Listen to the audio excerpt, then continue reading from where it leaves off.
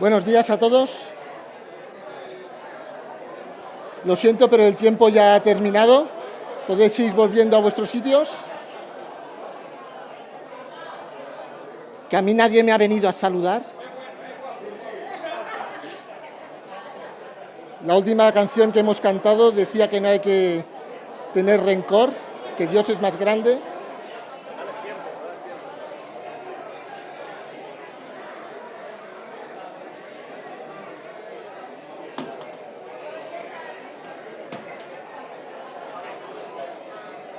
Poco a poco, sin prisa, pero sin pausa.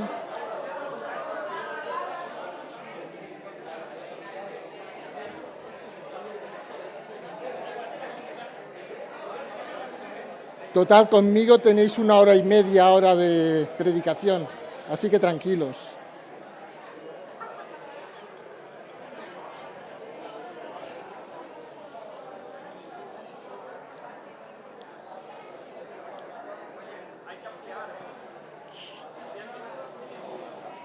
No, de aquí, el próximo será 1/4 de hora.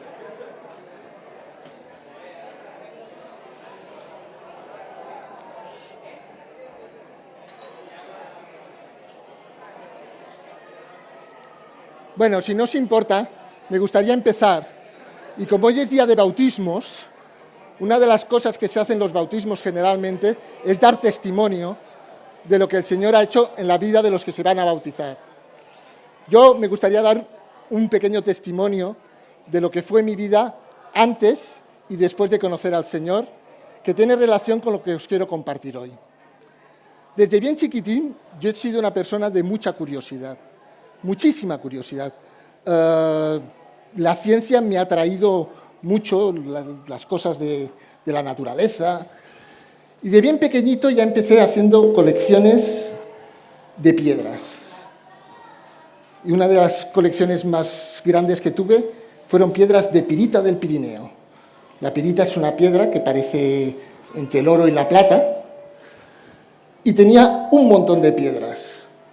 Supongo que esas piedras acabaron en la basura porque un día desaparecieron del cajón donde las tenía. Luego me dio la curiosidad, todo esto fue antes de conocer al Señor, me dio la curiosidad de coleccionar flores disecadas en hojas de periódico, en libros. Y la flor que más me gustaba, que no sé cómo se llama en castellano, en catalán, es la ginesta. Es la típica flor que si vais por la carretera, una flor amarilla que nace en la roca, esa flor me encantaba. Y aún me acuerdo, el nombre científico es papilionácea. Aún me acuerdo, yo entonces tenía como unos 8 años. No digo los que tengo ahora porque no es el momento ni el lugar. Luego, con el tiempo, pues fui haciendo colecciones de otras cosas. La típica colección de mariposas. Ahora el que esté aquí, que sea un poco defensor de los animales, me va a llamar cruel y tal. Cogíamos las mariposas, las poníamos en cloroformo y luego, pues cuando ya estaban dormiditas, les abríamos las alas, les clavábamos una aguja en un corcho blanco y allí hacíamos unos cuadros espectaculares de colección de mariposas. Y me gustaba investigar, pues, cómo se llamaba cada mariposa, cómo era, los colores, de dónde venía. Era muy interesante. A medida que pasó el tiempo, llegaron los 15, 16 años, y en ese entonces mi intención era coleccionar novias, pero como eso no era nada que ver con la naturaleza y con las cosas, no me dediqué a ello. Entonces, tampoco tuve la oportunidad. Entonces, quise investigar otras cosas. Y una de las cosas que me llamaba mucho la atención eran las fuerzas de la naturaleza, ¿no? Cuánta agua bajaba por un río, qué calor hacía en una época del año, que esta semana lo hemos vivido muy de cerca.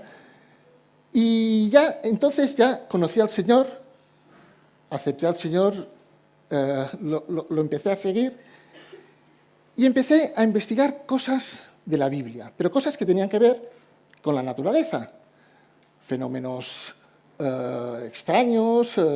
Y una de las cosas que más me llamó la atención eran los terremotos. ¿Y por qué los terremotos? Pues simplemente porque son grandes fuerzas de la naturaleza, movimientos de tierra muy específicos, en lugares muy específicos, donde se encuentran las fallas, donde dos bloques de tierra se juntan y se rozan. Y era interesante. Y porque además el hecho de que haya o no un terremoto nos acerca a lo que la Biblia llama los dolores de parto, es decir, que se va acercando la venida del Señor, el fin de los tiempos. Entonces, al empezar a investigar los terremotos, ya mucho más adelantado, averigüé que había una página en Internet. Yo es que en ese entonces, ya mucho más adelante, tenía mucho tiempo por mi trabajo y miraba de todo. Y había una página que te hablaba de los terremotos que había con media hora de tiempo de que había ocurrido. Por ejemplo, ahora os puedo decir que a las 9 de esta mañana, el último terremoto que se ha detectado ha sido en Nueva Guinea. Un terremoto de 4,6, ha sido en una zona despoblada, no ha pasado nada, pero es interesante. Y lo interesante, porque preparando la predicación y mirando los terremotos que habían habido, nadie se ha enterado. Pero ha habido un terremoto al noreste de Barcelona de 5,5. ¿A que nadie lo ha notado? Nadie, porque era Barcelona de Filipinas. Entonces, pero era Barcelona. A mí me ha llamado la atención porque cuando lo he visto Barcelona digo, uy, pero si nadie ha dicho nada, no, claro. Barcelona de Filipinas. Pero lo que quiero hoy compartiros es algo muy interesante, que no solamente es que sean terremotos, sino que son terremotos provocados por la actitud del ser humano, por cómo es alguien. Y antes que nada me gustaría poner un vídeo, porque los predicadores hoy en día necesitamos hacer publicidad y yo me he traído esto.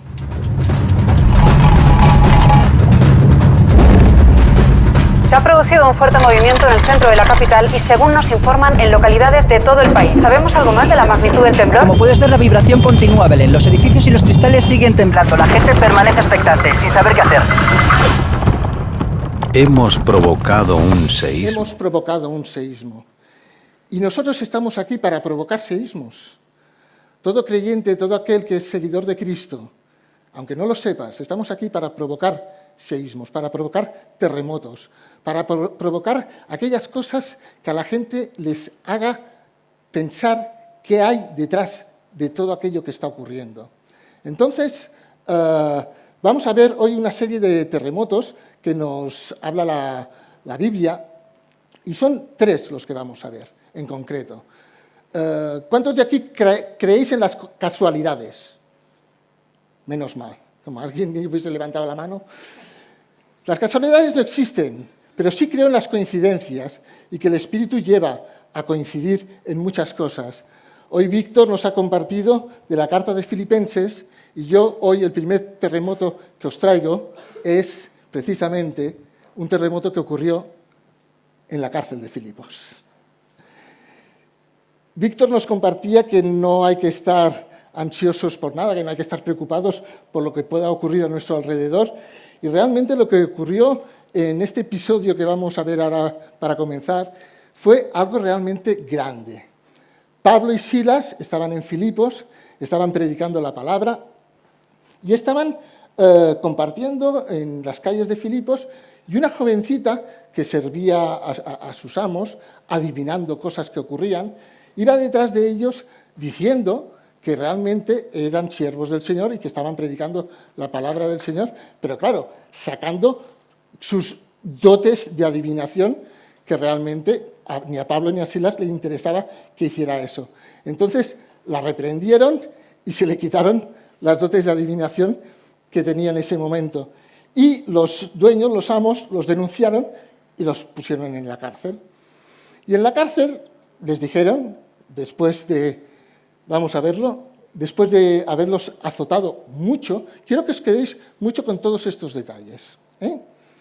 Los azotan mucho, es decir, los detienen, los azotan mucho, los echan en la cárcel, Le dicen al carcelero que los guarde sobre todo en el peor sitio de la cárcel. ¿Qué hace el carcelero? Los lleva a la última celda, la que está más sucia, menos cuidada, y encima les pone un cepo en los pies. Los tiene allí recluidos.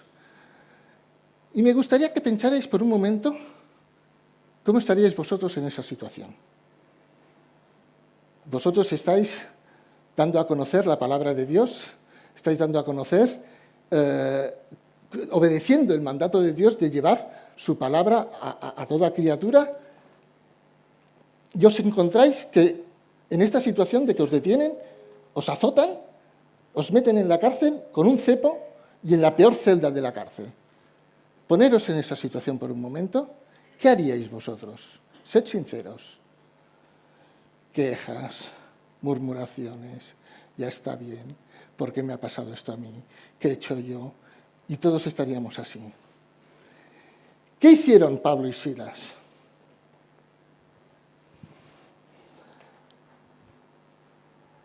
Pero a medianoche nosotros intentaríamos dormir. Orando Pablo y Silas cantaban himnos a Dios. Estaban locos. Les habían azotado mucho. Les habían puesto un cepo en la peor celda de la cárcel de Filipos. Y no se les ocurre otra cosa que orar. Bueno, esto vale, sí. Pero cantar himnos a Dios. Himnos de alabanza. Himnos de gratitud. Himnos de reconocimiento. Y los presos, eso es muy interesante, los oían. Esto es interesante sobre todo si aquí ahora hay alguien que no es creyente, que todavía no ha decidido seguir al Señor, seguir a Cristo. Estos presos no eran, en principio que sepamos, no eran creyentes, pero los oían. Entonces, mientras oraban y cantaban himnos, sobrevino de repente un gran terremoto. Ya tenemos el primero. De tal manera que los cimientos de la cárcel se sacudían y al instante se abrieron todas las puertas y las cadenas de todos se soltaron. Ya era el momento, todos de pie, ¡a la calle! Es lo que hubiésemos hecho todos. Es lo que hubiésemos hecho todos. Como mínimo, salir a la calle y luego ya pensaríamos lo que haríamos. Pero démonos cuenta de lo que pasó. Despertando el carcelero, que estaba durmiendo, yo he sido vigilante de seguridad. He intentado no dormirme nunca, pero sé de muchos que se dormían. Pues como despertando el carcelero y viendo abiertas las puertas de la cárcel, sacó la espada y se iba a matar. Lógico, es que lo iban a matar igualmente, porque se le estaban escapando los presos, pensando que los presos habían huido.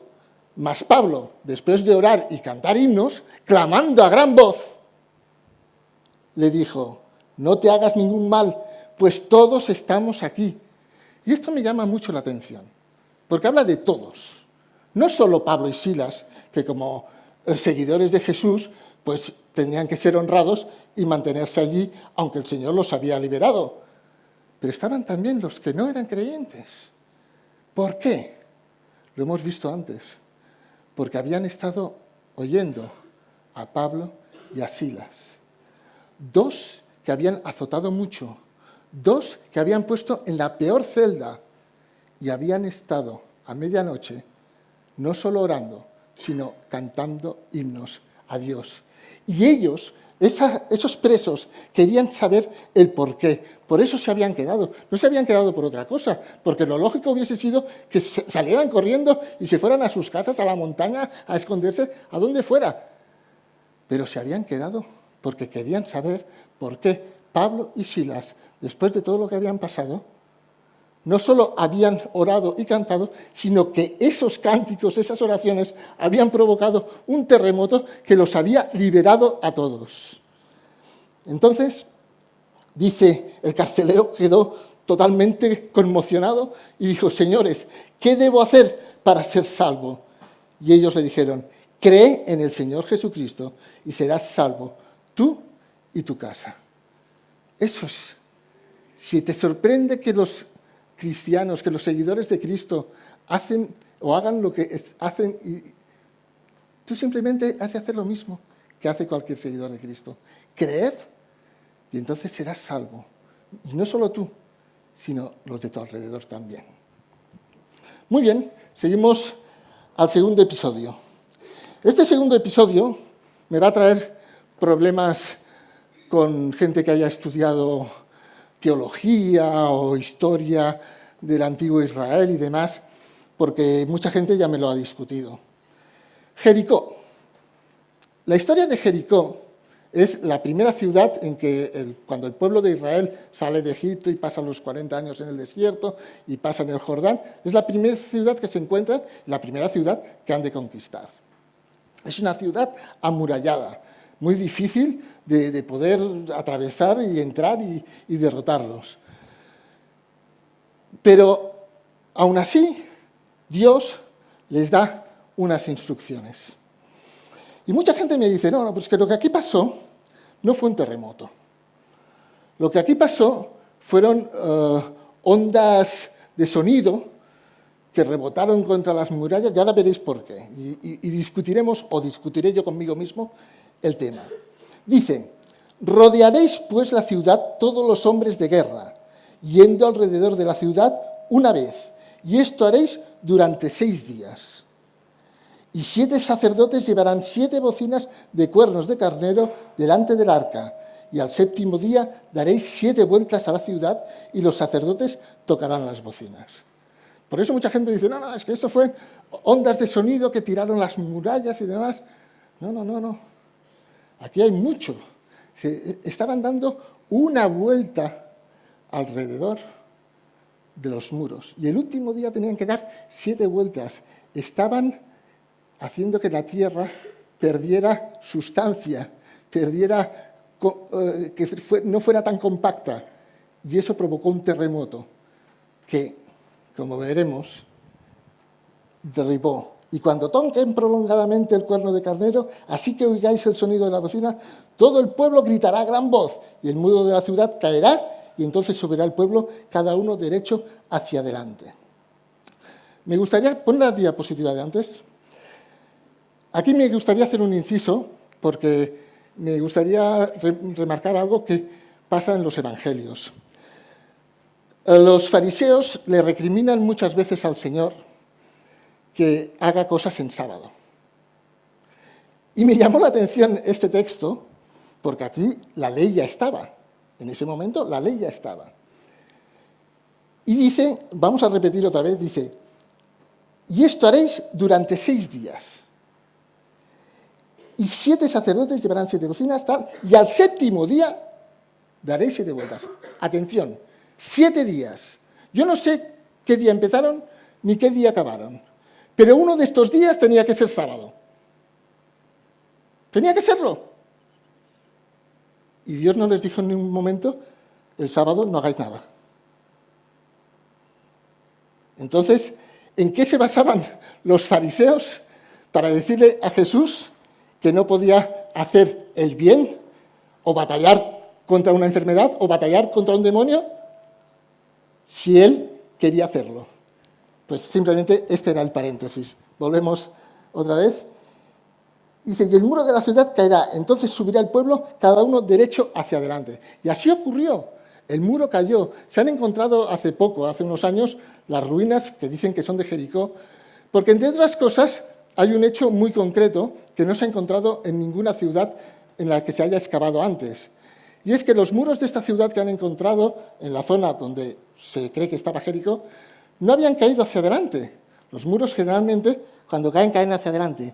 Estos muros habían caído hacia adentro para facilitar la entrada de todo el ejército de Israel a Jericó y poder conquistarla. Es otro paréntesis, pero es curioso porque realmente cuando las cosas pasan de una forma diferente a como suele ocurrir es porque la mano de Dios está allí. Y aquí vemos el segundo terremoto. Hemos visto un terremoto en el que alguien es liberado de las cadenas en las que se encuentra apresado y es liberado de las prisiones. Hemos visto el segundo terremoto en el que unos muros que no dejan conquistar al pueblo lo que Dios le ha dicho que ha de conquistar, caen para poder conquistar lo que Dios ha dicho que hay que conquistar. Y hay un tercer terremoto. Este tercer terremoto ocurre cuando Jesús muere. Y creo que todos los que conocemos la historia lo conocemos, pero vamos a recordarlo. Mas Jesús, habiendo otra vez clamado a gran voz, entregó el Espíritu. Y he aquí el velo del templo se rasgó en dos de arriba a abajo, y la tierra tembló, y las rocas se partieron, y se abrieron los sepulcros, y muchos cuerpos de santos que habían dormido se levantaron. La tierra tembló. Tercer terremoto. Jesús muere.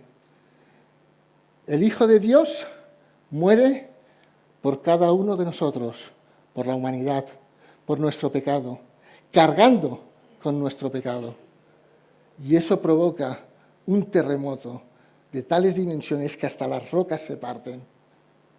Y no solamente provoca esto, provoca otra cosa muy interesante. El velo del templo se rasgó. No voy a explicar si de arriba a abajo significa algo o no significa nada. A mí solo me importa que el velo del templo se rasgó. ¿Y eso qué significa?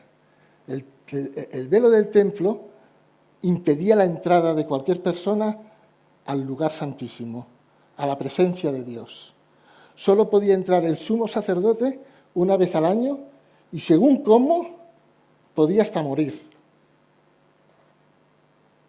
Pero Dios, a través de la muerte de Jesús, rompió el velo y nos dio libre entrada a todos nosotros a su presencia. Los que ya experimentamos esto ya sabemos lo que es. Los que todavía no lo conocéis, os he de decir que es algo maravilloso, que es algo espléndido.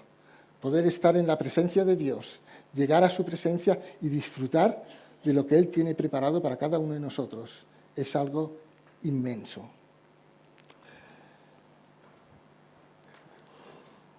Una vez ocurrieron todas estas cosas, el centurión y los que estaban con él guardando a Jesús, visto el terremoto, y estamos en estos días viendo una serie, yo lo vi, y ellos lo vieron el terremoto, y las cosas que habían sido hechas, temieron en gran manera y dijeron, verdaderamente este era Hijo de Dios. El centurión no era, o creo que todavía no era seguidor de Cristo, pero fue necesario un tercer terremoto provocado por la muerte de Jesús y que llevó a que se rompiera el velo y que llevó a que pudiéramos entrar a su presencia y que llevó a que alguien que no conocía lo que eran las promesas que el Antiguo Testamento tenía sobre Jesús, llegara a decir verdaderamente este era Hijo de Dios. Hermanos, hoy he venido aquí para provocaros a provocar un terremoto. Nuestra vida ha de ser una vida que provoque terremotos a nuestro alrededor, para que la gente que está a nuestro lado y que todavía no conoce a Cristo pueda decir verdaderamente este es siervo de Dios y está siguiendo sus pasos y tiene algo que mostrarme que yo no tengo, porque hemos de mostrar a Cristo que vive en nosotros. Es nuestra función. Y a vosotros que todavía no lo conocéis, no sé si como creyentes estamos mostrando lo que hemos de mostrar, pero os aseguro que la historia dice que Jesús murió en una cruz, que cuando murió se produjo un terremoto, que se alzaron santos que estaban en la tumba y que fueron a su lugar, a sus parientes y los vieron, que vino a traer vida y también viene a traerte vida a ti. Cristo vive, porque después de todo esto, Él resucitó.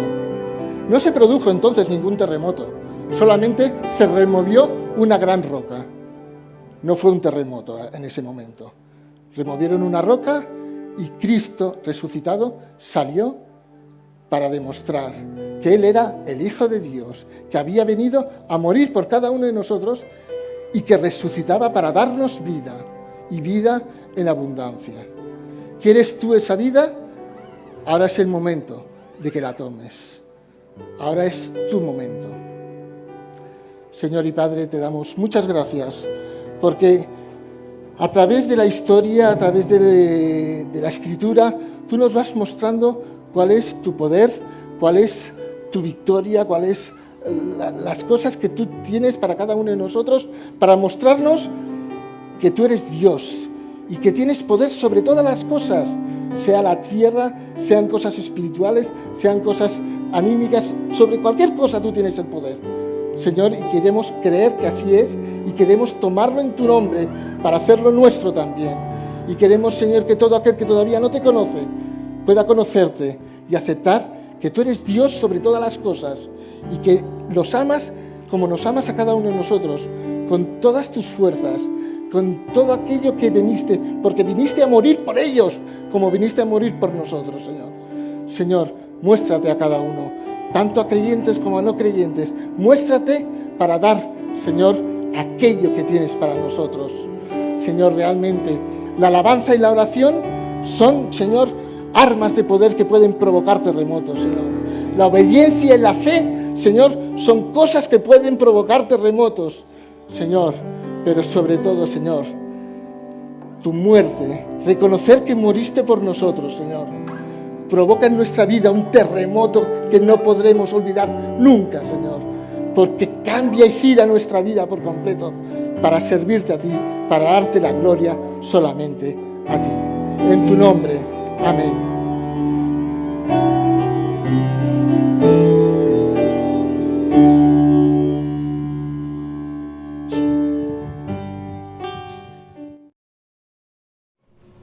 Buenos días. En el mensaje que nos acabamos de compartir hemos visto que la alabanza, la oración, la obediencia, la fe y sobre todo el seguir al Señor en cualquier momento puede provocar un terremoto en nuestras vidas.